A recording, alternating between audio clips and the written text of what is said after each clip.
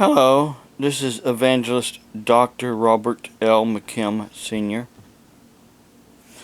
I wanted to touch base some more about my degrees, my higher education degrees that I have, that I took back. Basically, I was studying the Bible when I was in junior high and high school.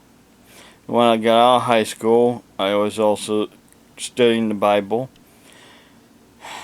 And after I became ordained in 1989 by another ordained minister who ordained me and sent my name in to the Universal Life Church to receive my ordination, I went on to study and bought some books and to study for my master's degree in religion, which I received my master's degree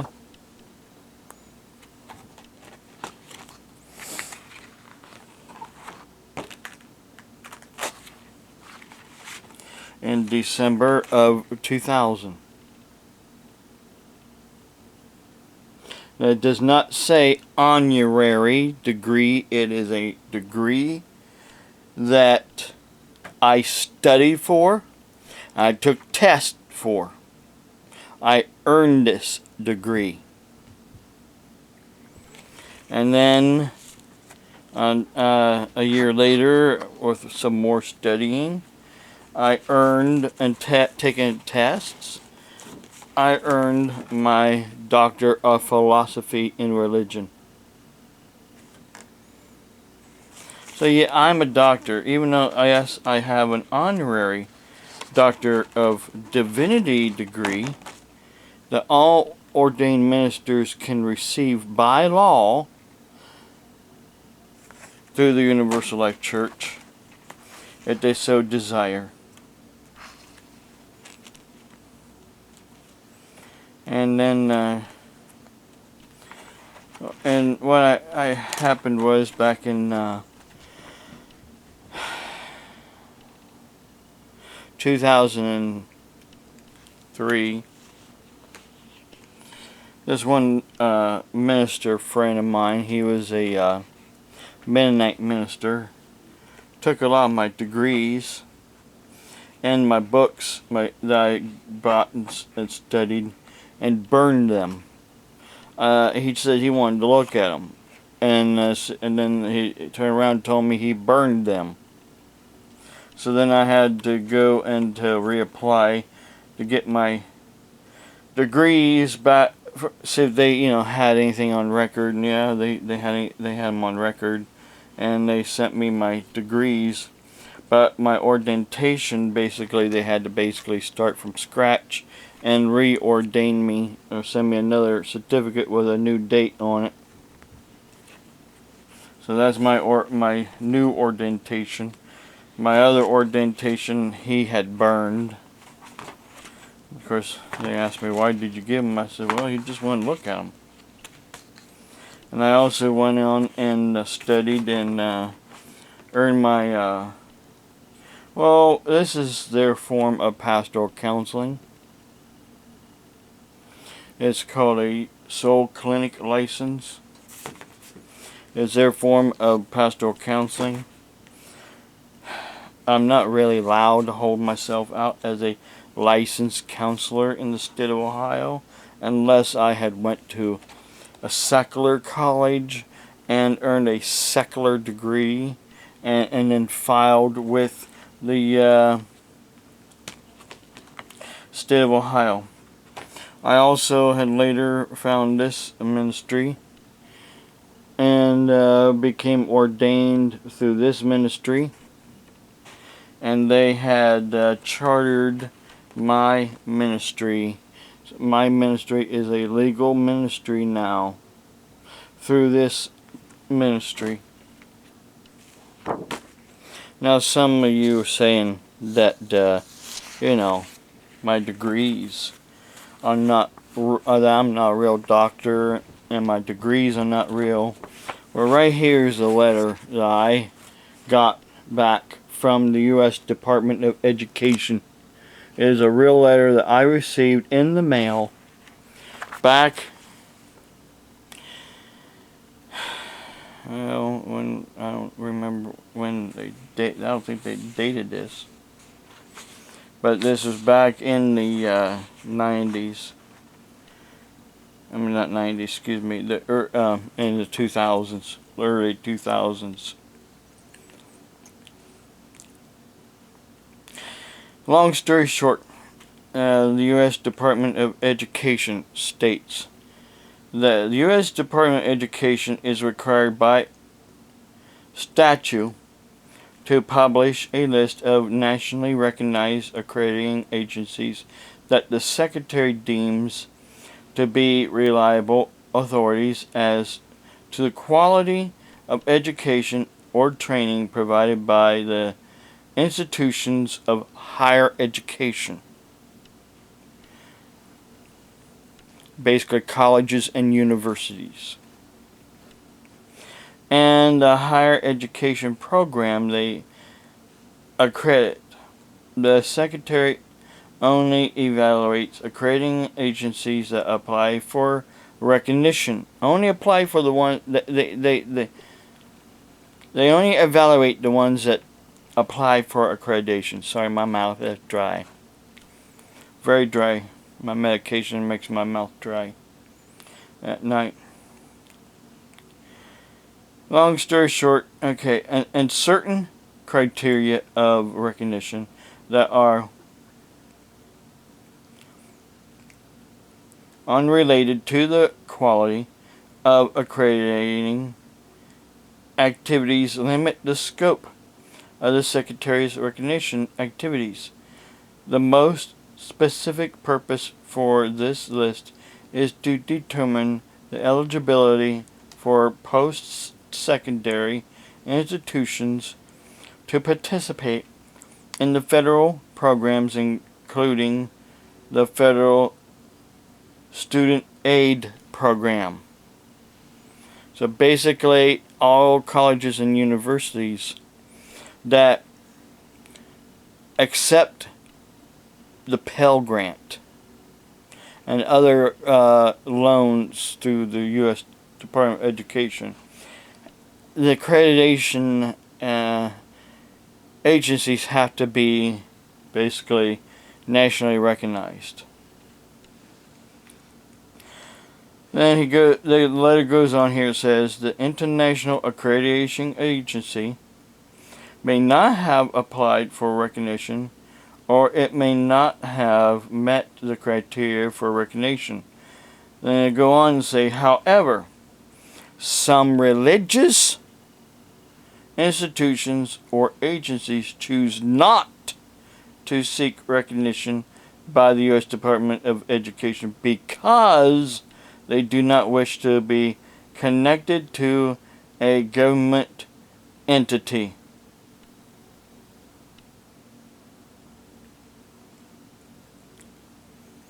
In regards to the legality of the degrees you obtain in most U.S. states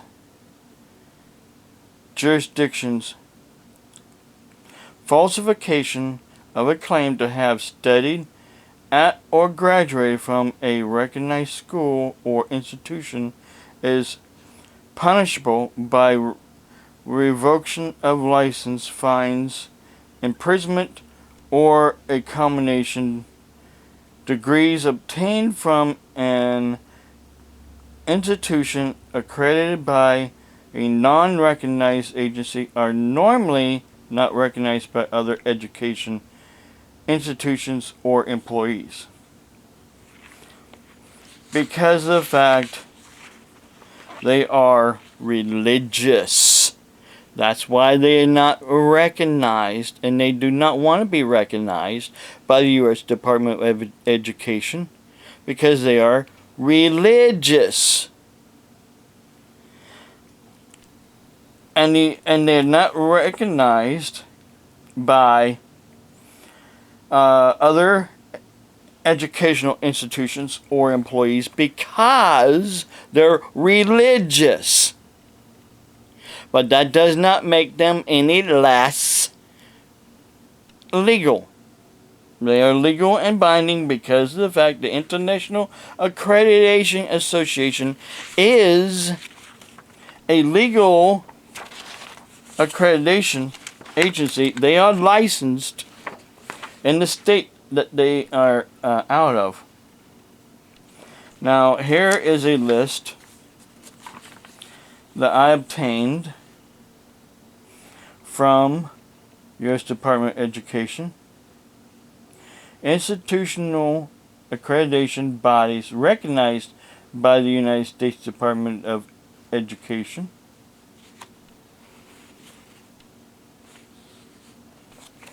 Is up the top here. Notice I got right beside a couple of these. Ashford College that I was starting to study with is under a U.S. Department of Education recognized accreditation as agency, and Belmont Technical College is as well. And then accreditation bodies not recognized by the U.S. Department of Education. Of course, I got there in yellow. But notice the list there is shorter than the list here. Alright, now that's not just it. That list goes on to the next page. That list goes on to the next page. So the list of non-recognized accreditation agencies. But that doesn't mean that they're not illegal. My degrees are legal and binding under any court in this country. The Universal Life Church had fought in the U.S. Department, not U.S. Department, the U.S. District Court in California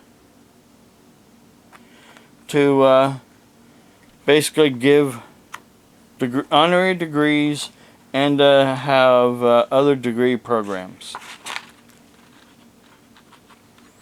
Long story short, people, just because an accreditation agency chooses not to be recognized does not make them illegal. Now, if the Universal Life Church was giving out degrees that was not accredited, then they would be illegal.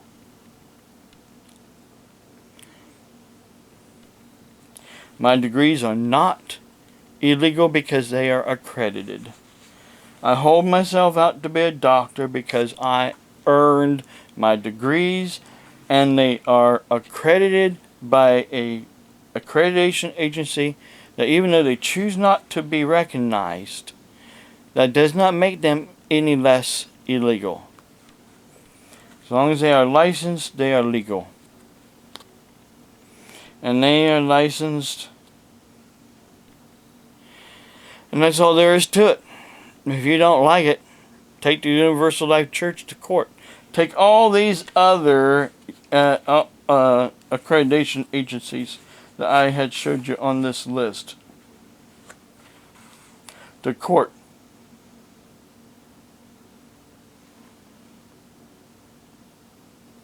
Take them all to court. You won't win. Because you don't have a leg to stand on. You just want to run your mouth. And you want to say, well, basically, the court of public opinion says, if you didn't go to a college or a university and studied for 4 years, 6 years, 10 years in a college setting, then your degrees are not, legal or recognized. Well, the court of public opinion needs to change. And that's why I'm doing these videos, in hopes to educate you of the truth. Because, okay, look at it this way. Jesus Christ was only on the face of the earth for 33 years. And he only taught his disciples for 3 years.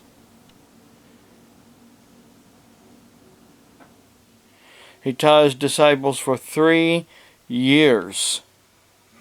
3. Not 33. Not 10. Not 5. 3. So why do you gotta go to college to learn the Word of God and to learn the right thing? Why do you gotta go to college for 4 years and then maybe even go another 2 years for your doctorate degree? Well, you know, why? Because somewhere, someone says you got to. There is no exact law on the books that says you have to go to college and you have to study those X amount of years. It's just what the colleges had put out there for so many years, and we have accepted to be truth. Well, I'm putting it out there, the truth. You don't have to. You can go online nowadays and study for a degree. You can still study at home and get your books at home, like I did. You don't have to go to college. It doesn't make your degrees any less legal. Well, listen, I need to get off here and get something to drink, and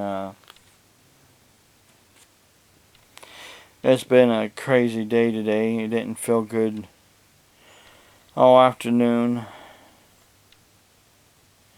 My sugar was in the 170 range, and it's been raining today. It would rain, then it quit, then it rained, and it quit. Then we had a little bit of thunder, a little bit of lightning, and then it didn't last too long. But it's just been, crazy weather, and the weather basically gets me down physically. I need a new muffler for my van. My muffler is under warranty.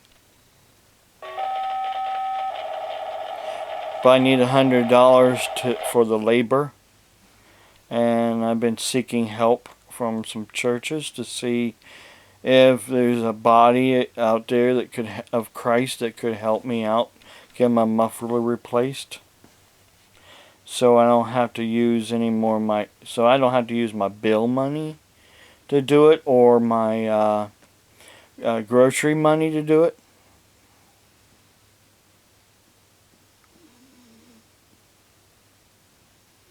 Because, well, I don't rob Peter to pay Paul like my mother did. When my mother was alive and managing money, she would tell somebody, well, I don't have the money, so she can basically go and use that money to pay another bill, or buy some groceries, or have it to do something else with. I don't do that. I pay my debts, I pay my bills. My current bills. I can't pay every single bill that I owe. I cannot go and pay all the credit cards I had when I was married that my ex-wife helped me to run up, that she refuses to acknowledge that she had anything to do with them, and basically stuck me with them. The judge didn't see it that way when he ordered me and her to pay for it. Even though she wasn't in court, she didn't go to court. Me and Renee went to court. for a credit card company that I had started out basically with Fingerhut. Started out having a Fingerhut account. Then Fingerhut did away with their own basically payment account and started giving people a credit card. And then that credit card company basically took over paying for Fingerhut, and they had Fingerhut on the credit card, but you can use it for other things than just Fingerhut. You can use it for gas and groceries and other things. So we started using it for other things than Fingerhut. And long story short, we paid it off. When I got my income tax refund, I paid it off. Paid off a couple of other credit cards I had, but then right back, using them again. And then I got laid off from all my jobs I was doing as a school bus driver. I filed the forms. See, I was paying for an insurance on those credit cards, so if anything happens, the insurance will pay for them. Long story short, I got letters stating that I didn't file, or I was filed late, or some stupid reason not to pay for those credit cards, even though I was paying the insurance on those cards. The insurance on the cards are a joke. They don't want to pay out. They don't want to pay out. So if you have insurance on your card, take it off. It's not worth it. If anything happens to you, you still got to pay the credit card. One of the credit card companies was Capital One. They worked out a deal with me where they gave me my card back, gave me a limit of so much money, and I had to pay so much a month. And then they was going to raise my limit. Long story short, Capital One sold it to another credit card company, and then that credit card company sold to the current one I currently have. I've been with for a long time now, paying my minimum payment, sometimes having to basically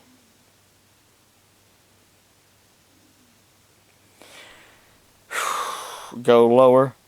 I mean, not under, but have to basically spend that what I had paid and what I had built up, what the payments I know I had to spend it for something else. Well, long story short, I just can't get any headway. But there you have it with my degrees. And what the U.S. Department of Education said to me.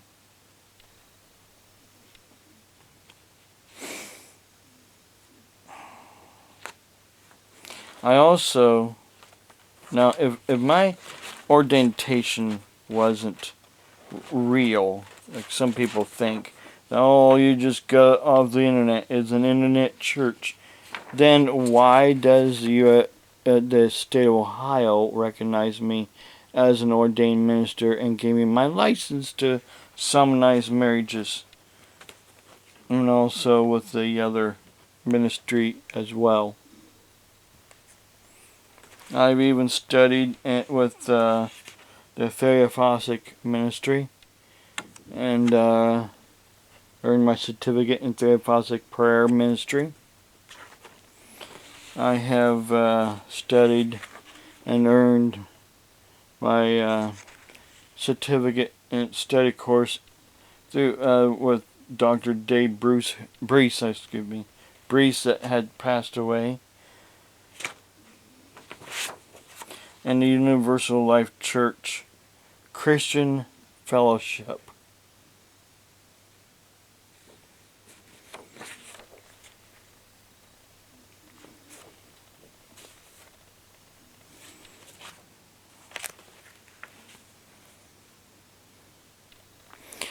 So there you have it. And I'm still learning things that God wants me to know, and to teach people the truth of His Word. The problem is, you don't like the truth. You want to stick with the old ways that the old preachers have taught for over 100 years now. And you'd rather believe them and their false teachings, preaching out of both corners of their mouth, than to believe the truth. You can't have Matthew 24:29 through 31 flipped the way that some preachers want to flip it. You can't flip the scriptures. If you flip the scriptures, then basically you're making Jesus a liar. Jesus said in Matthew 24:29, immediately after the tribulation of those days, the sun will be darkened, the moon will not give off its light. There'll be signs in the heavens and the earth, and He'll be coming back in the clouds with a loud trumpet. He'll send out His angels to gather the elect, and from four winds of the earth. Long story short, Jesus is coming back after the tribulation. Well, basically in between the tribulation, or I should say tribulations. There's two stages of the tribulation. The first stage is the birth pains. The second stage is God's wrath. In between the two stages, Jesus is returning.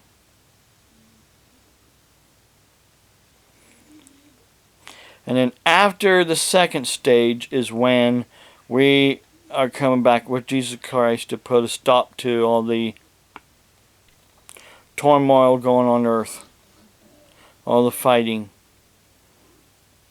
But we'll be coming back on white horses. We're not going up on white horses. We are going up when being changed, receiving a glorified body as we're going up. So we can be with Jesus Christ and have the marriage supper of the Lamb, receive our crowns, and then crown Jesus King. And it isn't just going to be the Jews, it's going to be the Gentiles as well, who believes in Jesus Christ, who's watching and waiting for Jesus Christ, who is Jesus' bride, the church.